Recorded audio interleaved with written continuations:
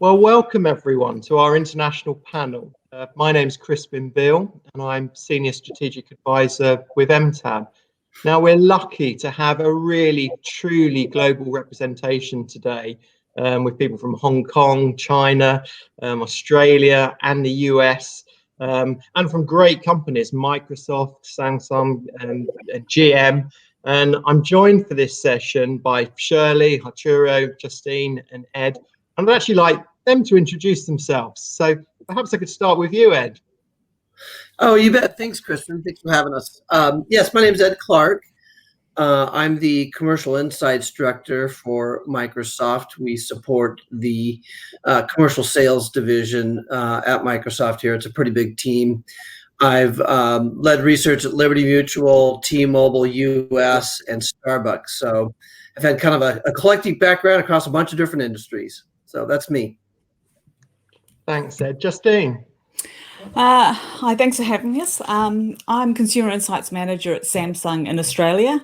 Been there about 4 years. I've probably been 8 years on the agent or the customer side and 25 years on the industry. I work on the mobile division, so I support the insights for the mobile division and also special projects for the business as a whole. So company-wide segmentations, company-wide equity studies, and probably more recently, behavioral economics. That's me. Thank you. Arturo. Thanks for having me. I've been with General Motors for 18 years. I'm the research director and also forecasting director for China and also international markets. My role within the company also extends beyond China. I'm also covering Middle East, Korea, and other Southeast Asia markets. So very happy to be here. Brilliant. And last but definitely not least, Shirley. Hi, thank you very much for inviting me. Really glad to be here. Hi, my name is Shirley Ng. I'm the research principal from GM International, and I worked in the product research and also brand analytics within General Motors International within the region. I've been at General Motors for 16 years, and prior to GM, I also worked for Procter & Gamble and Microsoft. Hi, Ed. Hi. Long-term forecasting and in product research as well. Thank you. Great.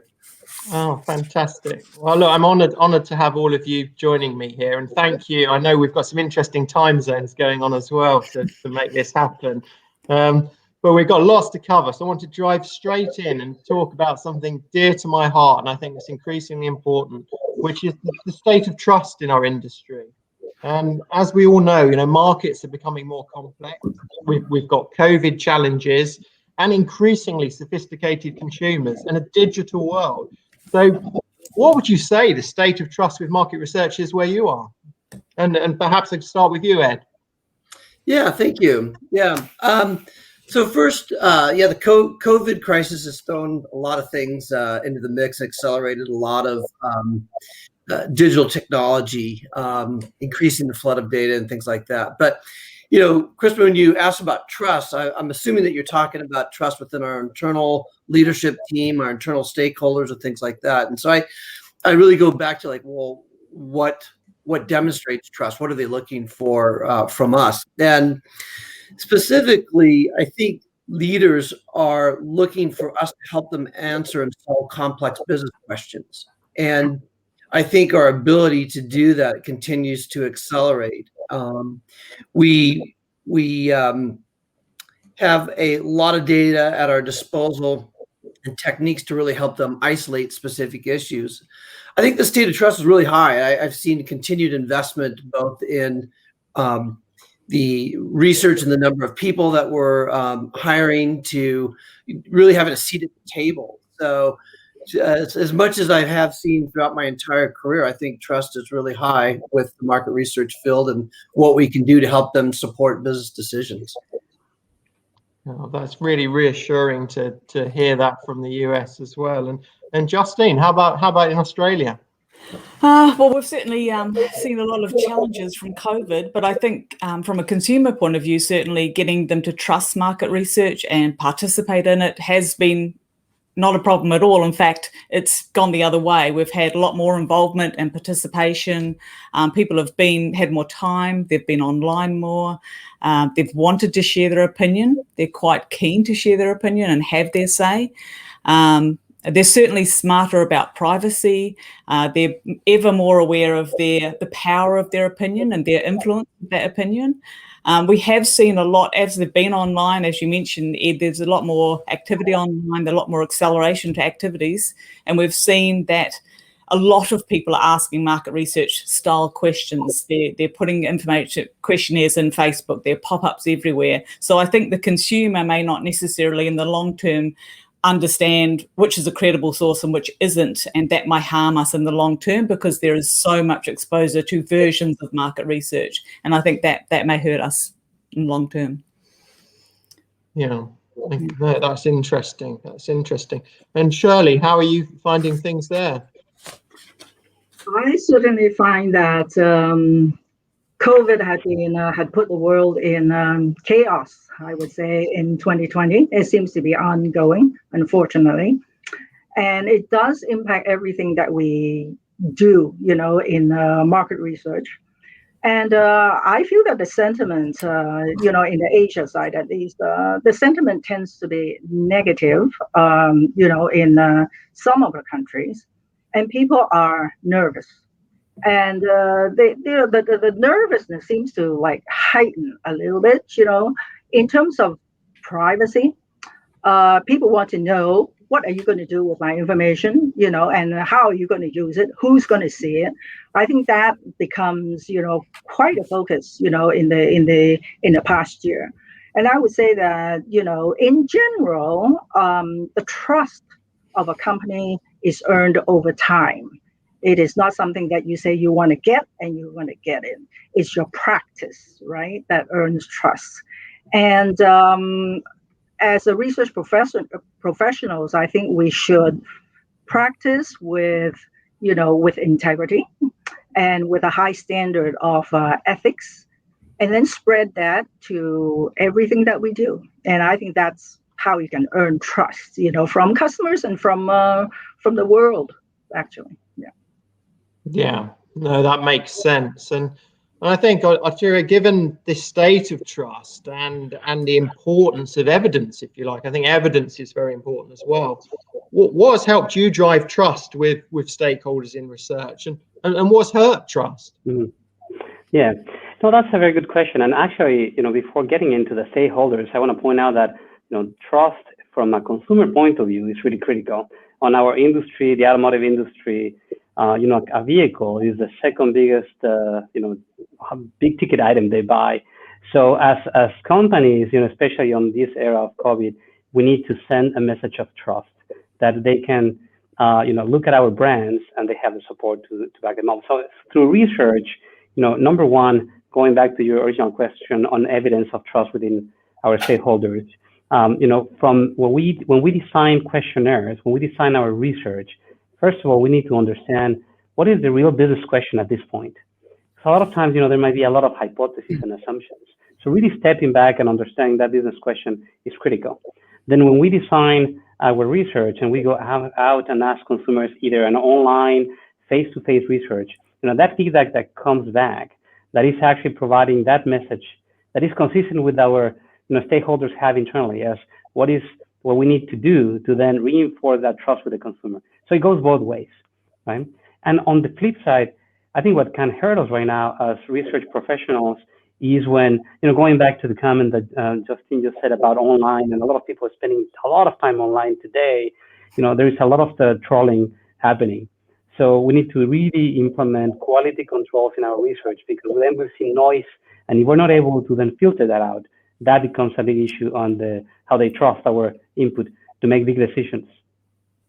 Mm-hmm. No, that makes sense. Ed, do you find this at Microsoft? Yeah, I definitely find that at Microsoft. I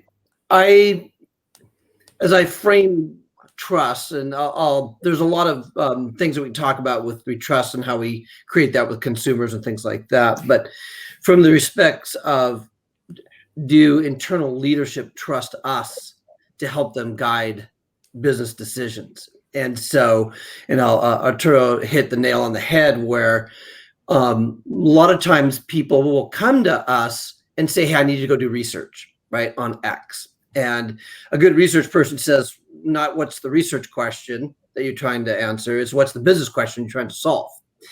And so one of the things that we do, because I come with also sort of a corporate strategy background, and the first thing is, what's the business question?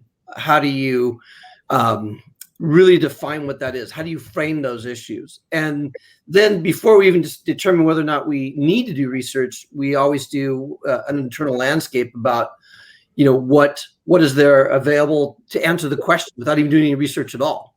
And then if we need to go do research, then we move through the process and focus on synthesizing it. But one of the things I think too about how do you drive trust with leadership and your internal stakeholders is not to just report data back to them to say, hey, this. It's really about helping them connect the dots, helping them actually solve that business problem, bringing a portfolio of recommendations, being taking a little bit of risk to put your position out on the table based on the synthesis of the insights that you did. And so I like to think that we build trust by being a really good business partner, having that business acumen, understanding the business well enough to connect those dots. Yeah, I think that's invaluable advice. Almost start every project with what's the business objective before you even start thinking about the research objective. So thank you for that. And Justine, an Australian perspective? Yeah, I mean, I take Ed's point in terms of the way you approach research to sort of earn trust, and to Shirley's point, it does build up over time. And I think as an insights professional, but also even as a company, it comes down to, you can't convince people. You have to provide evidence, and it can be things like just our presence in an organization or in market, or the visibility or familiarity, that we continue to deliver that high quality that Ed talked about in terms of the way we do things, and that we can be trusted to be there for our customers or for our stakeholders. That's the way we sort of build and earn trust.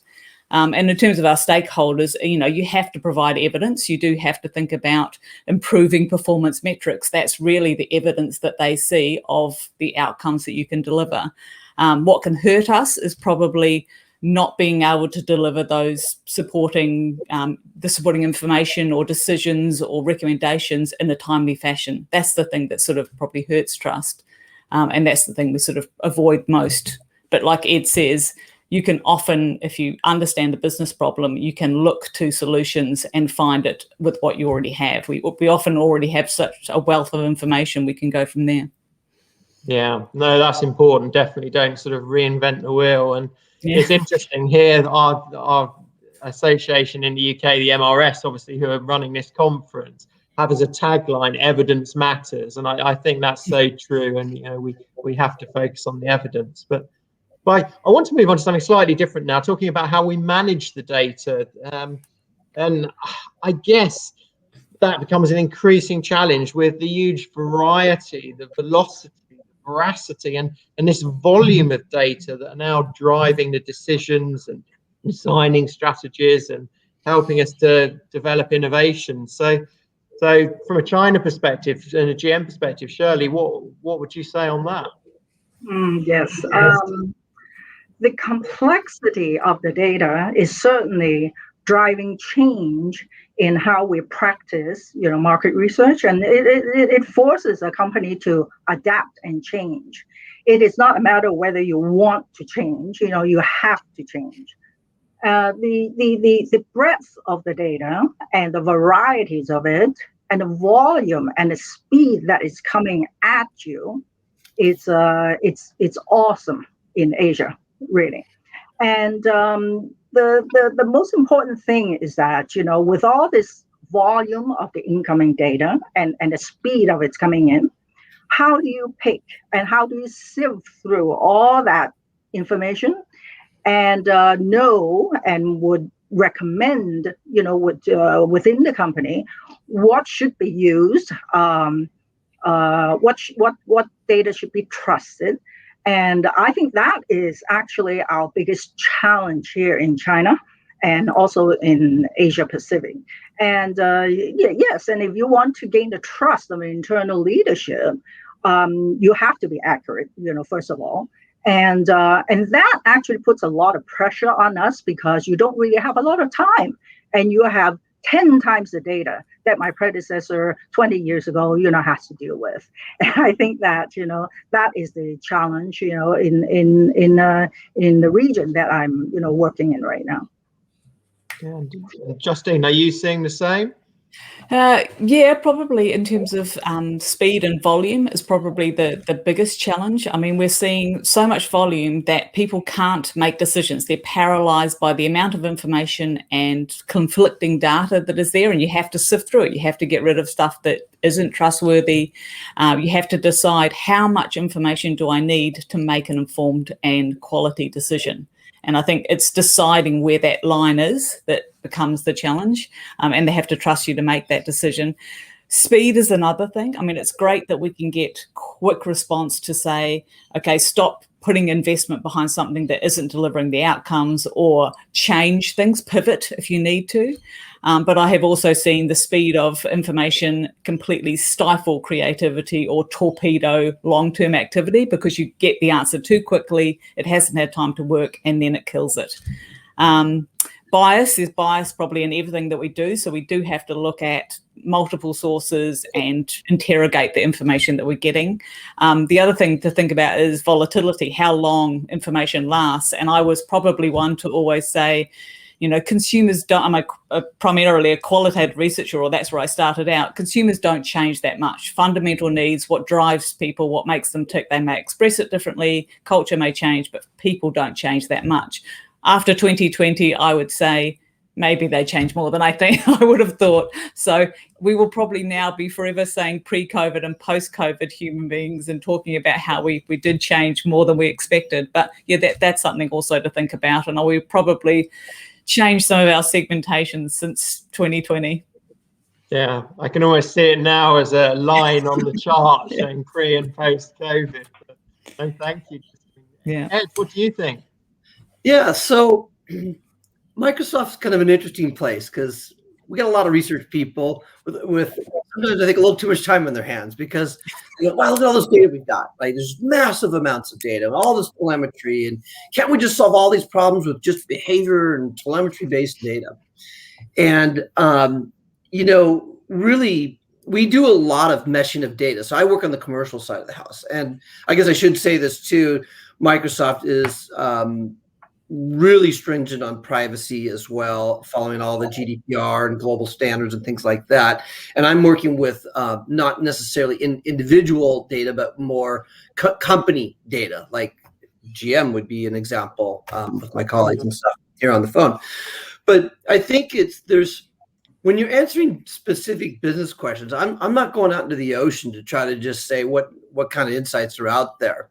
When I got a specific business question that comes to me, there's an array of data that I'm going to go seek to try to help me solve that problem. So I don't have to start with the world and the ocean in front of me. The other thing that's really important to me is there's a growing need for a sophistication in how you analyze that data. Not only if you have different signals that are both sort of telemetry or behavioral data and having to mesh that together with perception-based data, but I'm seeing a lot greater need for people on how they structure control groups, how they look at trajectories and inflections in data over time, the skill sets that's required to be in the research field is continuing to increase because you're blending data sciences, you're blending finance and other ways that people are really looking to us to really understand how all these things sort of mesh together to help them answer the business question. And it's complex. Yeah, no, that's a good point. It's not to forget the information that's already there. So thank you all there. I want to move on now to a different topic, talking about what often gets described as the elevation of research, or getting research in the boardroom. And I think with data becoming so vital to brands, this role of research continues to be elevated within many companies. But what's the experience in the evolving role of intelligence within your organizations? And perhaps let's start with Justine. Well, in terms of Samsung, I think probably a while ago or a long while ago, it was all about performance measurement, and it was all about how we're doing KPIs. And now it's much more about really understanding the consumer and providing that insight that, you know, supports planning, drives innovation, and also understanding culture, understanding what's happening around the consumer to influence them. I think that's become much more important. And I think from a senior stakeholder point of view, there's probably a proportion of those senior stakeholders who haven't been as focused on research in the past. They haven't seen as much value in it, and they're starting to understand how it actually delivers to the bottom line, and that's made it more important.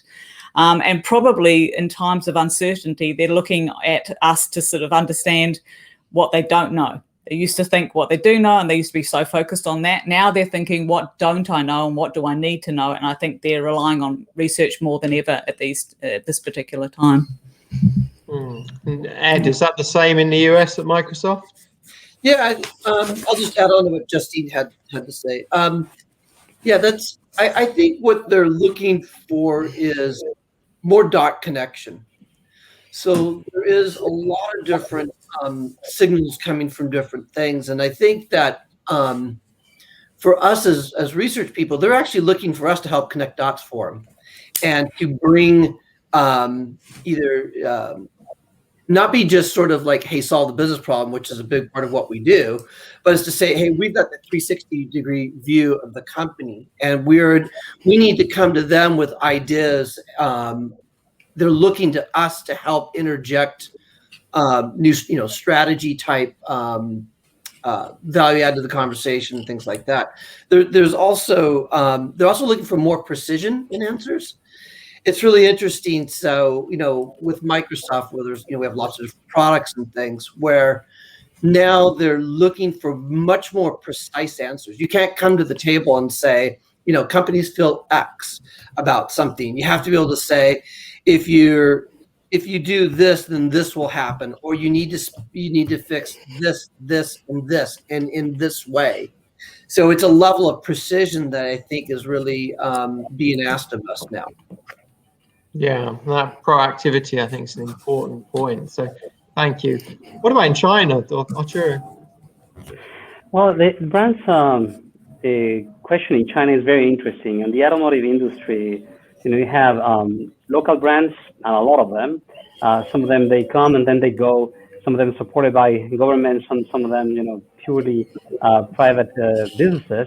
But at the end of the day, the brand connects to people, right? And the brand will say something about, who you are. So in order to really lift our brands, the role of research is to understand that customer deeply and help the organization to develop relationships with these customers. And that relationship will last longer than, if you're just starting to target, an ocean. Right? It's more important to then have an understanding of what are the brand unique values, how these values of the brand also match the values of the consumer, and how people, as I mentioned at the beginning, how they are seen with this brand. So, all this is the role of research is to really understand that customer. And, the idea of then how people will like to be represented by the brands, right? Then the role of research becomes critical within the organization and stakeholders to deliver a very consistent message over time. So, going back a little bit on how to then sort out the data, right? Going back to Ed's point, about being more precise, it's interesting because the intelligence, we tend to sometimes go back to quantitative and be precise. But I would like to also mention about the qualitative component of research. That idea that then you get to know your customer deeply, what they do, in their life, right? And then you find the brand, those steps within their life, and then you can intersect yourself, right? Really to help them and really support who they are. So this idea that by creating, what we call customer segmentations within brand research is critical as we then target customers, either advertising or create new products or services for them. Yeah. Oh, that's a really good point, talking about the different types of research. And that leads me on to thinking a bit more about internal versus external. And I think the data sources available to organizations are continuing to expand all the time. And so how do you balance and value the sort of internal versus external data? And perhaps come to you first, Ed. Yeah, so I'll try to bring a definition of how I'm interpreting what you mean by internal and external. So internal data, from what I think you're asking me, is around, combining this insight, combining data with revenue, combining it with behavioral data, and in addition with primary. As I mentioned earlier, I support the sales organization, and so some of the most important things that we're working on right now is what are the perceptions, what are the customer behaviors that ultimately help drive a longer term trusted relationship, help drive revenue. And so we're having to do a lot more analysis around specific perceptions that we're working with our customer, and what is the ultimate sort of business impact on that. So I have the ability to do that because I can combine, through the customer ID with when it's not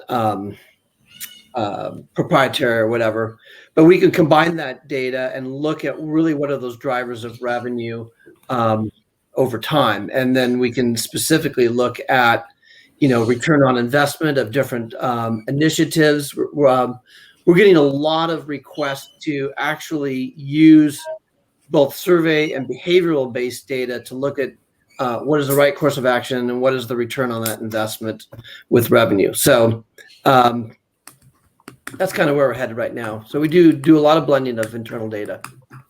Oh, thanks. Shirley, from your side? I'll begin with the definition of what I mean by external and internal. External is what we capture from the outside, understanding the customers. What do I want? That's what they tell us, and we listen to them very carefully.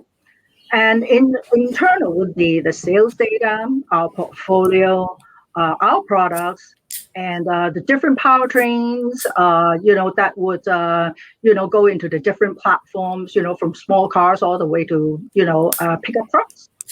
So with this, I would say that the balance that we face every day is how do we give the customers what they want?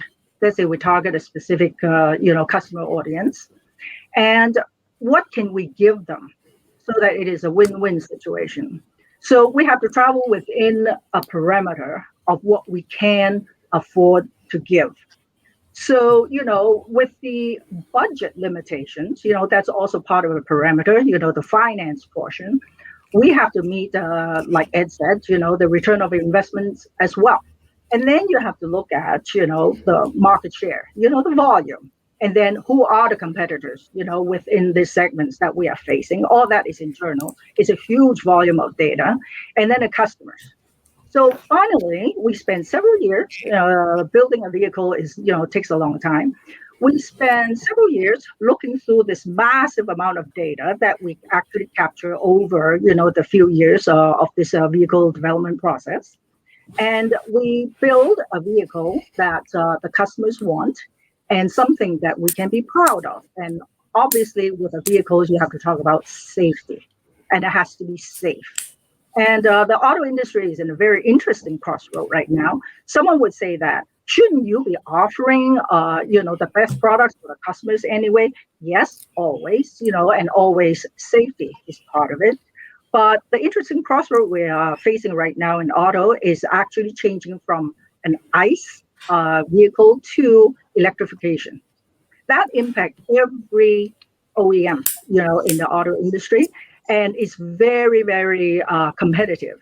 In China, there are a lot of the electrifications developed very, very rapidly in China, and there are a lot of newcomers also, into the industry. So it's very competitive, and the balance that we face, becomes more and more urgent. over the years, and especially now. So yes, it's impacting the way that we work, definitely, switching over from ICE to EVs. And it is something that, that occupies our mind in every department, in powertrain, engineering, marketing, planning, and research. Mhm. No, that's fascinating to hear. And Justine, is it the same in Australia, would you say? Yes, I'd say so. And a bit like Shirley and Ed, we have a wealth of internal data. People get very excited by internal data because it's linked to, the finances, it's linked to sales, but it's also linked to actual behavior, and people get massive volumes of information from devices about what they do, and it's all de-identified, but it's information about what people use, what people don't use, how they use it, that sort of information. And people get excited about it because it's not recollections of behavior, it's not perceptions or expressions of attitudes. It's massive rather than a small sample you get from research. But I always have to remind them that if you look inside all the time, you're always introspective. You don't see the bigger picture. You might have a very narrow view of things because you're looking at behavior, or you're looking at your internal stuff and forgetting the wider picture for the consumer, but also the competitive point of view. So I just think we have to sort of balance those two things and remember that the both of those can provide answers, but they have to sort of work off each other or work with each other. And often it's about understanding not necessarily what people are doing. I mean, from a Samsung point of view, we don't just get excited about what people are doing, what people want. We sometimes have to interpret what they might want in order to really be innovative. We have to go beyond what's happening, what people are thinking, to something they hadn't expected or they didn't know they wanted. And that's where we sort of move in that space.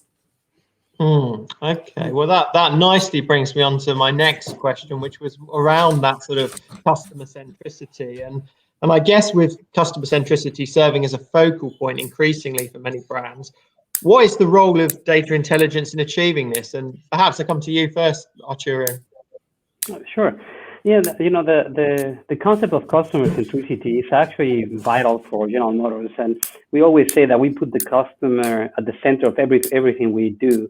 And even though that's a big saying within the company, I think research is extremely vital to actually bring the customer to everything we do. And I always tell my team here that the more we bring that voice in to help identify, let's say, Shirley was talking about electrification, right? So to bring and understand what are those concerns from the customer, what are those barriers from the market point at this particular point in time, and what is the tipping point in the future when those barriers actually become your enablers, right? When you actually achieve them, you name it, from a proper electrification, you include range, or a vehicle that is green, but what does that mean to consumer, right? So bringing that voice of the customer into how we develop our products, and then how we sell the products, and then how we service our customers, it is really critical. Now, how we do that is very important. And the previous question about internal data also brings to my mind the point about social media data. And here a lot of people get very excited about social media. And, they use these engines to go on and get the information from social media. And then you need to scrub the data. You need to scrub the data and really understand who's saying that. So to what extent you can just go out there and grab that, and that data really represents the voice of the customer, or is that just a selected few who are voicing their concerns and opinions because they have a problem here and there, right? So the role of research is actually a lot of times to educate what can you do with some data, and where do you need to then go and do your own primary research to really focus and have questions to these specific consumers to bring them in. So I think those are the greatest challenges that we have within research, to really a lot of times educate internally what's good, what's bad to use, and so on. But at the end of the day, having that quality and integrity of the responses, links back to the trust component as well, right, on this discussion today earlier. So narrowing the business question, educating our internal stakeholders, and then with the wide array of data out there, what exactly can we use? And it's our role to do it properly. So bringing the voice of the customer is critical, as I mentioned, on everything we do. Our role is very unique. Well, that's brilliant. Justine? Certainly from a Samsung point of view, our purpose is creating human-driven innovation. So that requires really true consumer centricity in terms of what we do. We wouldn't have been able to create sort of the AdWash door if we hadn't understood the frustration of consumers missing a single sock out of their washing.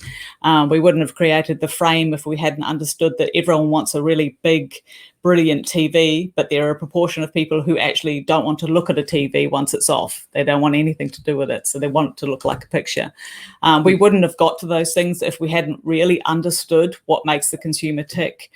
We look at behavior, we look at attitudes, we look at how people use the current products that they've got. We look at what makes individuals tick, what make groups of individuals the same or different. And we also look at culture. Where are things going? In Australia, you know, the outside life is so important. I mean, terrace TV is one thing that's responding to the importance of being outside and being in nature, but also having your TV outside.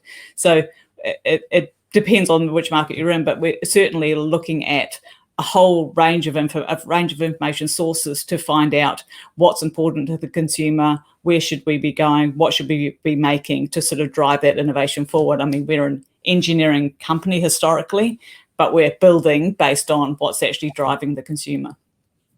Yeah, great. Ed?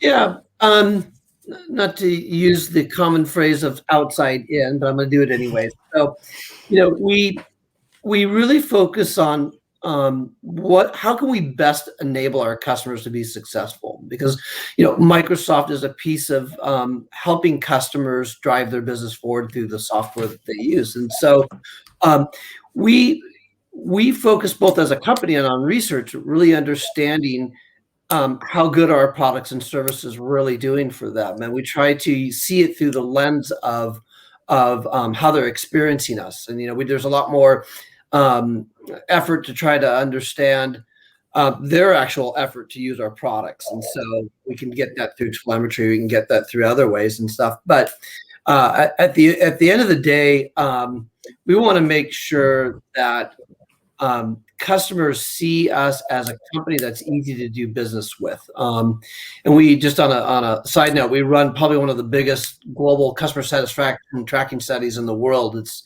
really it's like in 55 languages. And we really start from their point of view about how life's going with them and how are we helping them succeed. So, and we use that, and we monitor that at a quarterly level, and then really drive those insights into the company and help solve those problems to be as easy as we can, because we're not easy always. Yeah, that is true. Now, I think unbelievably, we are actually sort of bang on running out of time. And I know we all had lots more to say and many more things to cover, but we've come to the sort of end of our allocated time slot. But I think, so firstly, thank you all for joining us. And I think we've braved the perils of having people from different continents on live and all of the technology working. So thank you to the team for that. And thank you all for bearing with us and getting involved in some interesting time zones to make all this happen. But for me, one thing that's really come across is that we're in this increasingly changing world where there's an acceleration of the pace of change. We're facing more and more fake news, I think. So the importance of us as research professionals to continue to champion, if you like, and elevate that evidence and help people overcome their questioning of trust with evidence has never been more important. And I think that's come through from what you're saying all around the world. So thank you for sharing your thoughts and learnings with us. It's been fantastic listening to what you've got to say, and do enjoy the rest of the conference. So thank you, everyone.